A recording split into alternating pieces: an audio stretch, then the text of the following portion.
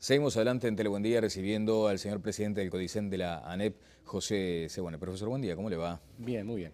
Estábamos recordando, bueno, usted pasó por el Liceo 1 de Tacuarembó, un hermoso liceo desde todo punto de vista. ¿Y en qué año, profesor? En el 72. Bueno, Sí, un año complicado un año para complicado. transitar por el Sí, liceo, ¿no? sí.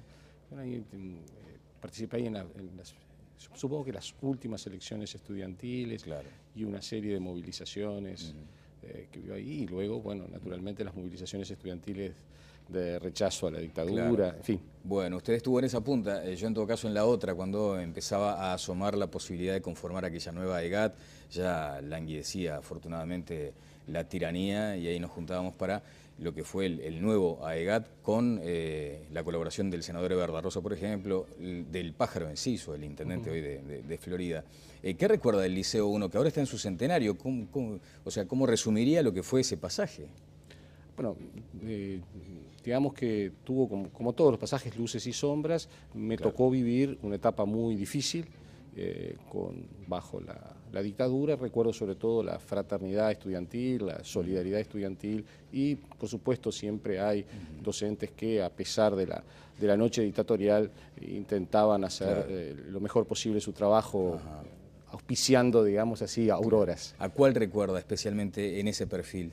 En ese perfil recuerdo a una profesora de literatura, no tengo ahora presente el nombre, pero que contribuyó a mi formación y además tenía un talante democrático en medio de una situación tan oscura y tan difícil como lo fue la situación dictatorial, ¿no? Bueno, quienes pasamos por el Liceo 1 tuvimos el privilegio de contar con docentes como la propia Circe Maya, ¿no? En su momento, así que vaya el recuerdo en ella a tantos docentes tan queridos. Bueno, de aquella época a esta hubo evidentemente cambios profundos en la secundaria. Hoy hay quienes sostienen que el único título que corresponde para la educación es que estamos en crisis, que hay una crisis educativa a tal punto que se pidió algo así como un estado de emergencia. ¿Comparte esa mirada hoy, Sebuane? No, yo creo que la situación educativa hoy es una situación educativa que requiere naturalmente transformaciones, renovación, cambios, innovación. Y esta situación es una situación que desafía la educación pública nacional, pero si usted mira el panorama latinoamericano, internacional, advierte que en general la educación está desafiada por una sociedad con un nivel creciente de cambios que hacen que la educación requiera procesos de renovación profundos. Mi convicción es que estamos impulsando desde la Administración Nacional de Educación Pública un proceso de renovación que requiere largo plazo. Claro, un proceso de renovación que parece que está, hablando de la caja de cambio, en punto muerto, ¿no? Hay quienes advierten que estamos como en neutro ahí, como que no hay esa rapidez. Empecemos por lo más importante, el propio presidente de la República no está conforme para nada con la forma en que se está conduciendo la educación. Las opiniones del presidente de la República, el mejor intérprete de las opiniones del presidente de la República es el propio presidente. Lo que es claro es que necesitamos mayor velocidad de transformación.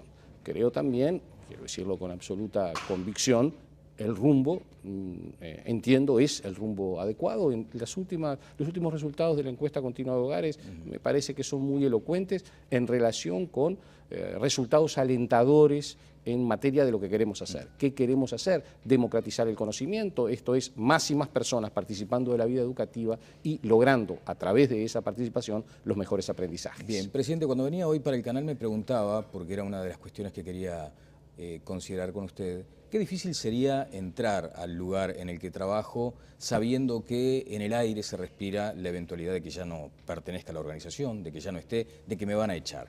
¿Cómo se, digamos, compatibiliza la necesidad de la agenda diaria con estos anuncios? En realidad los cargos de confianza política son cargos que dependen esencialmente de respaldo político.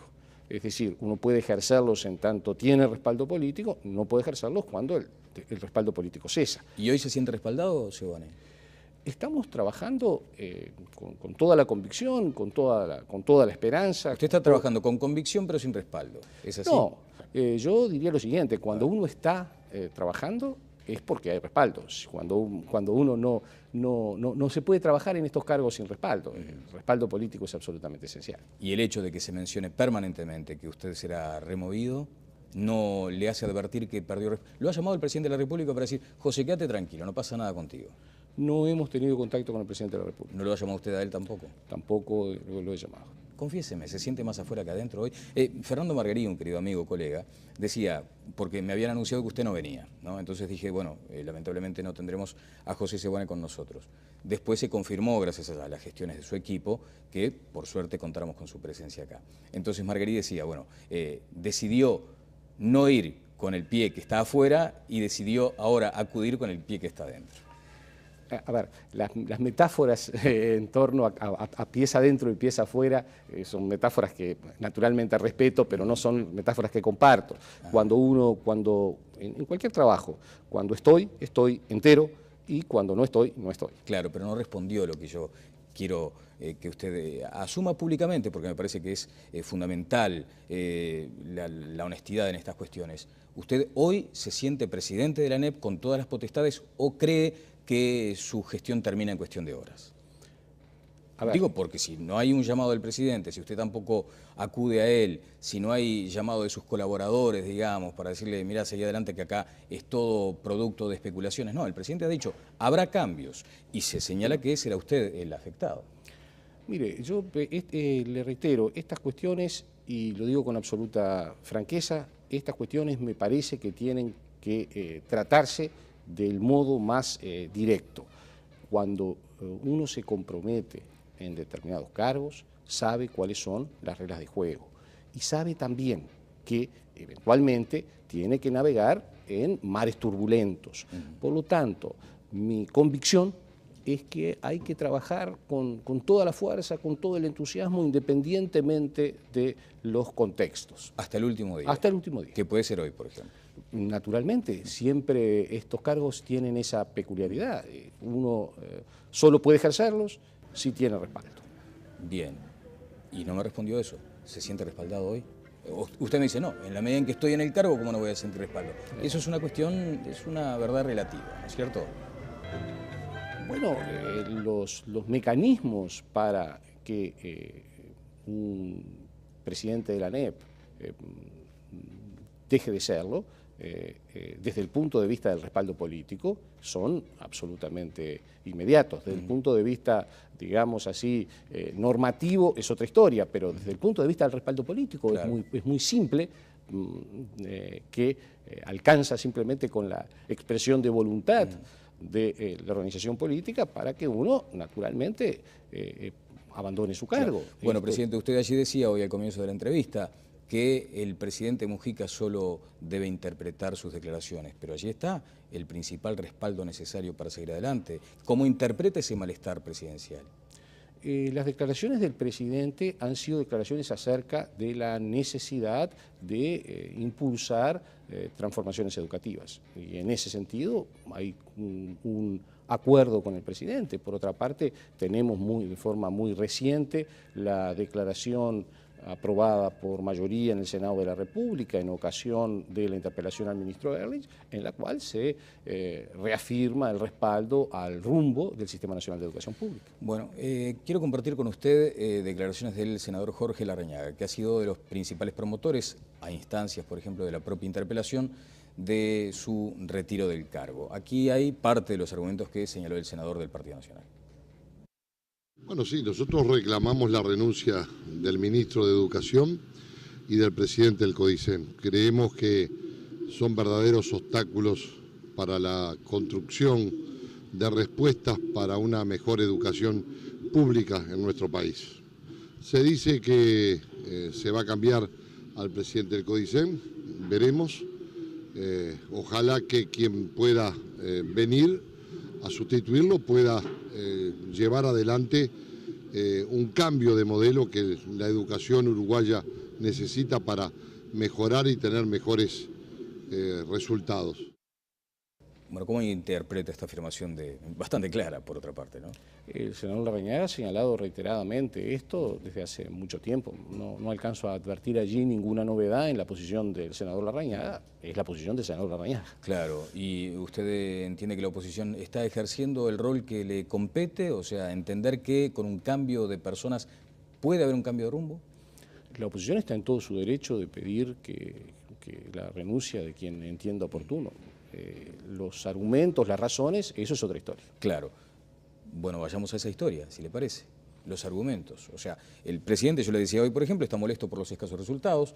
El senador Larrañaga entiende que no se llevó adelante el programa, el acuerdo multipartidario, y en función de eso entiende que las autoridades deben ser removidas. Esos son los argumentos que maneja Larrañaga.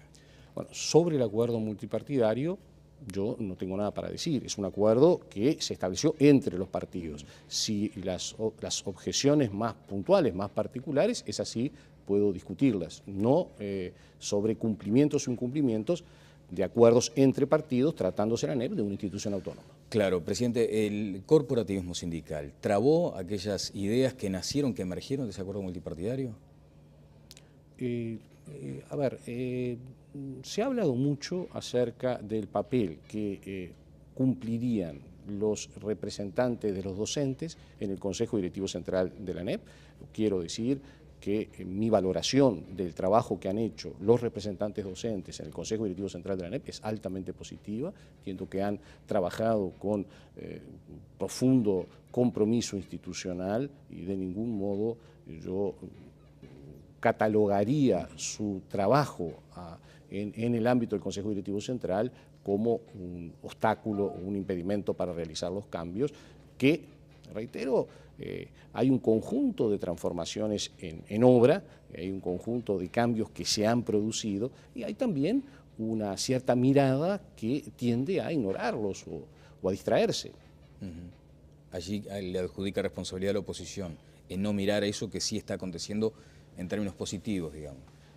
Yo no es mi función dividir el país en gobierno y oposición. Señalo simplemente que los actores en general han debatido en educación con una mirada sesgada, parcial, superficial, han tomado muchas veces la parte por el todo y creo que ha habido una desatención a un proceso de renovación educativa que está emergiendo en el país y cuyos resultados empiezan a aparecer en la encuesta nacional de hogares. El aumento del egreso, tanto en la educación media básica como en la educación media superior, y que este aumento se dé en los quintiles de menores ingresos, no es azar, no es fruto de magia. Eso es el resultado de políticas educativas que se han puesto en obra. Bueno, la ley de Vázquez de educación, desde su punto de vista, debe ser por lo menos revisada. Yo creo que los cambios que estamos impulsando son perfectamente compatibles con la arquitectura institucional prevista por la Ley General de Educación. Entiendo también que el país ha tenido una especie de fascinación por las cuestiones de arquitectura institucional. Dicho de otro modo, se ha pensado que los temas de la educación son solubles mediante cambios en la legislación de la educación, mediante cambios en la arquitectura educativa. Mi convicción es que mucho más importante para renovar la educación es transformar las dinámicas en las instituciones educativas que ensayar cambios de arquitectura institucional. Bueno, usted hablaba de los representantes sindicales y que desde su punto de vista están colaborando en la gestión de la educación. Claro, representantes que muchas veces reportan o refieren a grupos más amplios, como el caso de los docentes agremiados en la FENAPES. ¿Allí usted también advierte buena voluntad de la gente cuando ocupan un liceo, cuando hacen un paro, cuando comprometen, por ejemplo, la continuidad educativa de los chicos tantos días al año?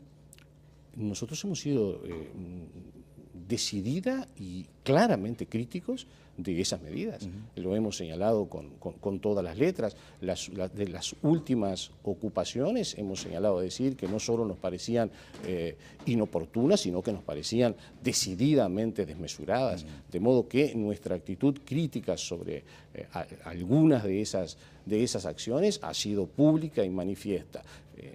Todo su derecho del ejercicio, digamos así, de los derechos gremiales, pero entiendo yo que en muchos de estos casos, en la mayoría de estos casos, las medidas han sido desproporcionadas. Bien, ¿la desproporción con cierta intencionalidad detrás, que usted no llega a advertir del todo, o simplemente desproporción porque se le va de las manos el conflicto? Bueno, la desproporción en relación a cuáles, entiendo yo, debían ser las herramientas a utilizar para construir las mejores soluciones para la educación pública del país. Bueno, vamos a escuchar a la senadora Lucía Topolansky, que estuvo aquí también mencionando la posibilidad de que desapareciera el CODICEN como institución, como órgano. Escuchemos. Que esa excesiva centralidad, la centralidad que genera ese embudo que genera el CODICEN, enlentece, no permite la descentralización porque por un lado se habla de darle autonomía a los centros, pero cuando hablamos de la autonomía de las patas, de la enseñanza, que es lo que yo quiero, yo pienso que deberíamos tener una autonomía en UTU como era antes, una autonomía en primaria, una autonomía en secundaria, con una fuerte coordinación para que el sistema educativo funcione como sistema, pero si primaria se quiere aliar con UDELAR por un tema, se alíe, si secundaria se quiere aliar con UTU por otro tema, se alíe, es decir, todos los vasos comunes. Y para eso la figura del CODICEN, desde mi punto de vista, sobra. Hace 30 años que está, hay que evaluarla, y en los 30 años ha sido siempre un obstáculo. Bueno, sobra, ha sido un obstáculo.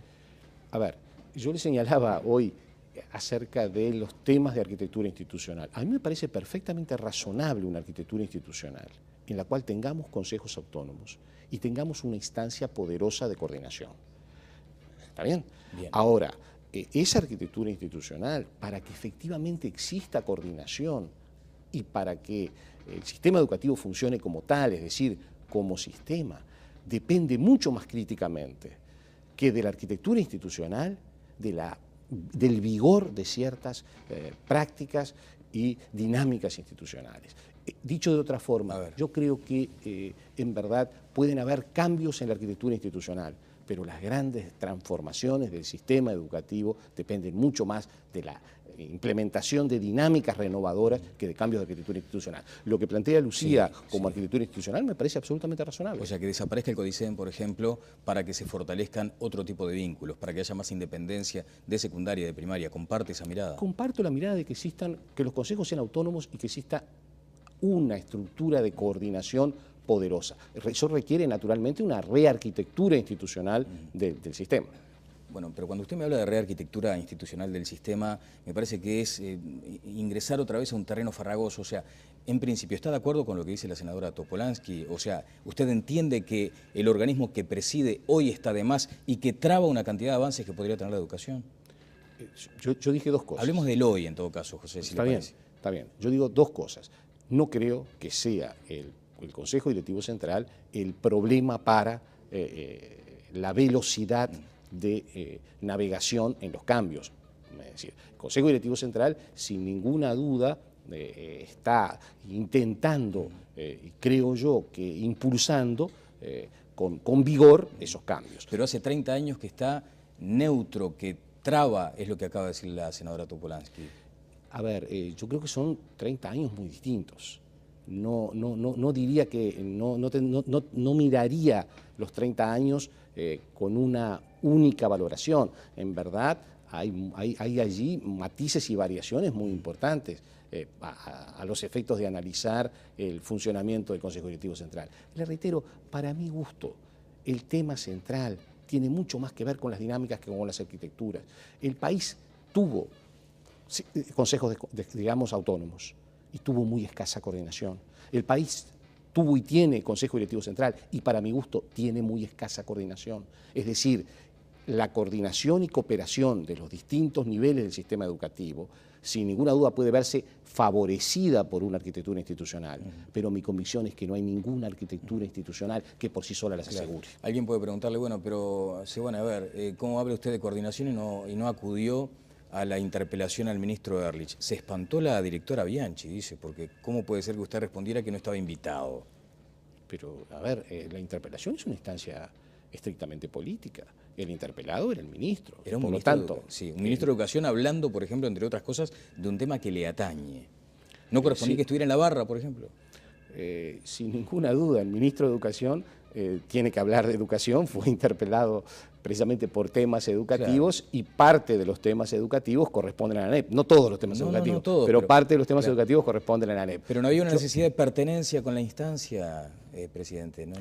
Yo, digamos, esa decisión no fue naturalmente una decisión mía, fue una decisión del ministro. ¿A usted le ordenaron no ir? No, a mí nadie me ordenó no ir. Fue una decisión del ministro, la participación, digamos, la invitación a quienes participaban como parte. El ministro prescindió de usted, digamos, para esa instancia. Bueno, su modo de plantearlo me parece que no es exacto. Bueno. Digamos así, el ministro tenía muchas opciones y creo además que en todo caso, yo lo que es razonable que yo describa es los hechos. Si las intenciones del ministro, me parece que corresponde que las describa el ministro. Bueno, está bien. Bueno, finalmente, presidente, ya que tocamos el tema de Graciela Bianchi, habló en una sede partidaria respecto a los problemas de la educación y a una severa crítica a las actuales autoridades. Dijo que esto además comienza en 2005. ¿Cómo valora que una directora en ejercicio participe de una actividad de esa naturaleza? Bueno, esa valoración es una valoración que tiene que hacerse con todos los elementos jurídicos sobre la mesa. ¿Ya lo solicitó? De hecho, hay una sala de abogados convocada en relación a un conjunto de temas. Entre esos temas están algunas declaraciones públicas de la señora directora. En principio, usted no tiene ahora una postura asumida sobre ese punto. A mí me parece que siendo el presidente del Consejo Directivo Central de la ANEP no debo avanzar posturas personales, debo expresar en un tema tan delicado posturas institucionales. Me parece correcto. ¿Cuándo se resuelve este asunto?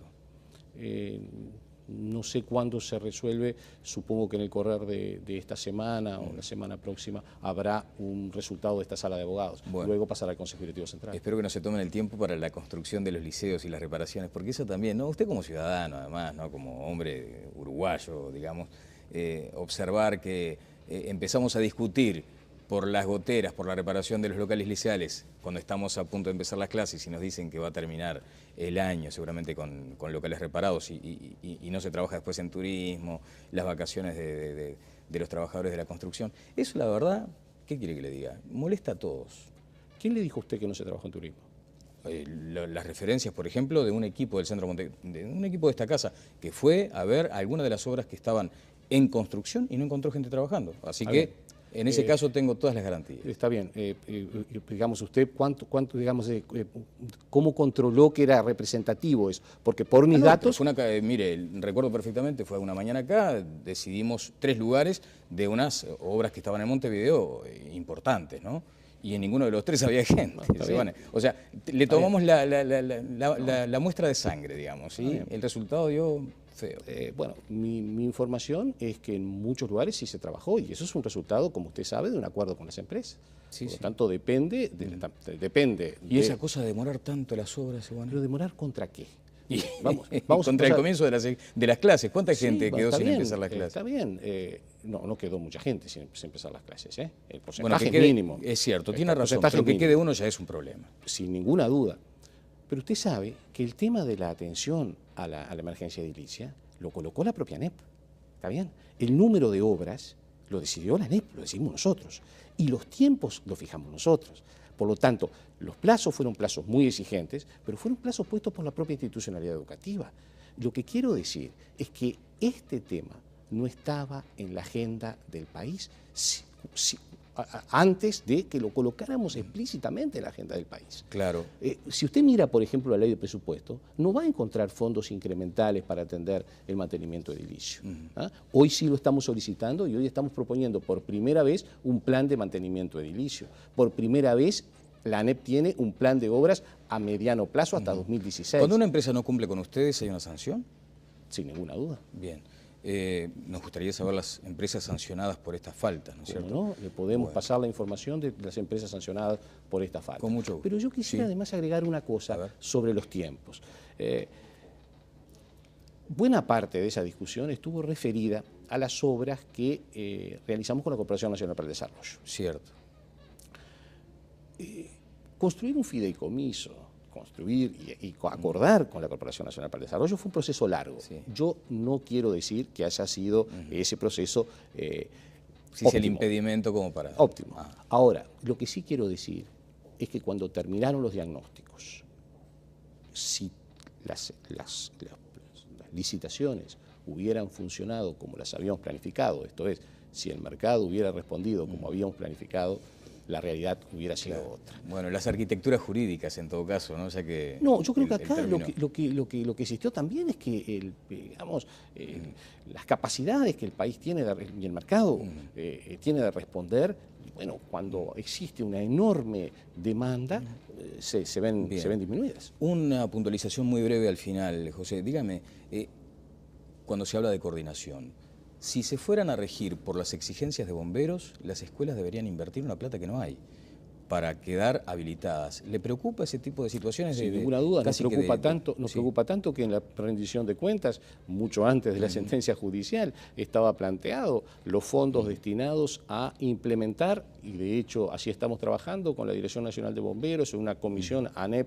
Dirección Nacional de Bomberos, para implementar un plan gradual de aproximación a las mejores condiciones de seguridad contra incendios. Es cierto que esto no se puede resolver instantáneamente, no es un problema exclusivo de la edificación educativa, es un problema mucho más general del país. El país está atrasado en esta materia. Queremos implementar un plan gradual donde vayamos encaminándonos a tener los mejores niveles de seguridad para todos los edificios educativos del país. Para las obras nuevas se realizan naturalmente respetando las exigencias de bomberos, por lo tanto, esas están cubiertas. Las que no están cubiertas son obras que, como usted sabe, algunas de ellas son centenarias. Exactamente. Bueno, le quiero agradecer muy especialmente estos minutos. Además, en usted a veces veo gente que tenía o que tiene, ¿no?, un apasionamiento por los temas de la educación y a veces tiene que distraerse por estas coyunturas, ¿no? Pero bueno, es parte de la tarea. Veremos cómo le va en el futuro y si mañana sigue siendo presidente. Bueno, en fin, ya veremos. José, ha sido muy amable, ¿eh? Como siempre, un gusto. Del Pájaro Enciso, el intendente hoy de Florida. ¿Qué recuerda del Liceo 1, que ahora está en su centenario? ¿Cómo resumiría lo que fue ese pasaje? Bueno, digamos que tuvo, como todos los pasajes, luces y sombras. Me tocó vivir una etapa muy difícil bajo la dictadura. Recuerdo sobre todo la fraternidad estudiantil, la solidaridad estudiantil y, por supuesto, siempre hay docentes que, a pesar de la noche dictatorial, intentaban hacer lo mejor posible su trabajo, auspiciando, digamos así, auroras. ¿A cuál recuerda especialmente en ese perfil? En ese perfil recuerdo a una profesora de literatura, no tengo ahora presente el nombre, pero que contribuyó a mi formación y además tenía un talante democrático en medio de una situación tan oscura y tan difícil como lo fue la situación dictatorial, ¿no? Bueno, quienes pasamos por el Liceo 1 tuvimos el privilegio de contar con docentes como la propia Circe Maya, ¿no?, en su momento, así que vaya el recuerdo en ella a tantos docentes tan queridos. Bueno, de aquella época a esta hubo evidentemente cambios profundos en la secundaria. Hoy hay quienes sostienen que el único título que corresponde para la educación es que estamos en crisis, que hay una crisis educativa a tal punto que se pidió algo así como un estado de emergencia. ¿Comparte esa mirada hoy, Seoane? No, yo creo que la situación educativa hoy es una situación educativa que requiere naturalmente transformaciones, renovación, cambios, innovación. Y esta situación es una situación que desafía la educación pública nacional, pero si usted mira el panorama latinoamericano, internacional, advierte que en general la educación está desafiada por una sociedad con un nivel creciente. Seguimos adelante en Telebuendía recibiendo al señor presidente del CODICEN de la ANEP, José Seoane. Profesor, buen día, ¿cómo le va? Bien, muy bien. Estábamos recordando, bueno, usted pasó por el Liceo 1 de Tacuarembó, un hermoso liceo desde todo punto de vista. ¿Y en qué año, profesor? En el 72. Bueno, un año complicado para transitar por el liceo, ¿no? Sí. Participé ahí en supongo que las últimas elecciones estudiantiles, claro, y una serie de movilizaciones que vio ahí, y luego, bueno, naturalmente las movilizaciones estudiantiles de rechazo a la dictadura, claro, en fin. Bueno, usted estuvo en esa punta, yo en todo caso en la otra, cuando empezaba a asomar la posibilidad de conformar aquella nueva EGAT, ya languidecía afortunadamente la tiranía, y ahí nos juntábamos para lo que fue el nuevo AEGAT con la colaboración del senador Eber da Rosa, por ejemplo. Siente de cambios que hacen que la educación requiera procesos de renovación profundos. Mi convicción es que estamos impulsando desde la Administración Nacional de Educación Pública un proceso de renovación que requiere largo plazo. Claro, un proceso de renovación que parece que está, hablando de la caja de cambio, en punto muerto, ¿no? Hay quienes advierten que estamos como en neutro ahí, como que no hay esa rapidez. Empecemos por lo más importante, el propio presidente de la República no está conforme para nada con la forma en que se está conduciendo la educación. Las opiniones del presidente de la República, el mejor intérprete de las opiniones del presidente de la República es el propio presidente. Lo que es claro es que necesitamos mayor velocidad de transformación. Creo también, quiero decirlo con absoluta convicción, el rumbo, entiendo, es el rumbo adecuado. En los últimos resultados de la encuesta continua de hogares me parece que son muy elocuentes en relación con resultados alentadores en materia de lo que queremos hacer. ¿Qué queremos hacer? Democratizar el conocimiento, esto es, más y más personas participando de la vida educativa y logrando a través de esa participación los mejores aprendizajes. Bien, presidente, cuando venía hoy para el canal me preguntaba, porque era una de las cuestiones que quería considerar con usted, qué difícil sería entrar al lugar en el que trabajo sabiendo que en el aire se respira la eventualidad de que ya no pertenezca a la organización, de que ya no esté, de que me van a echar. ¿Cómo se, digamos, compatibiliza la necesidad de la agenda diaria con estos anuncios? En realidad los cargos de confianza política son cargos que dependen esencialmente de respaldo político. Es decir, uno puede ejercerlos en tanto tiene respaldo político, no puede ejercerlos cuando el respaldo político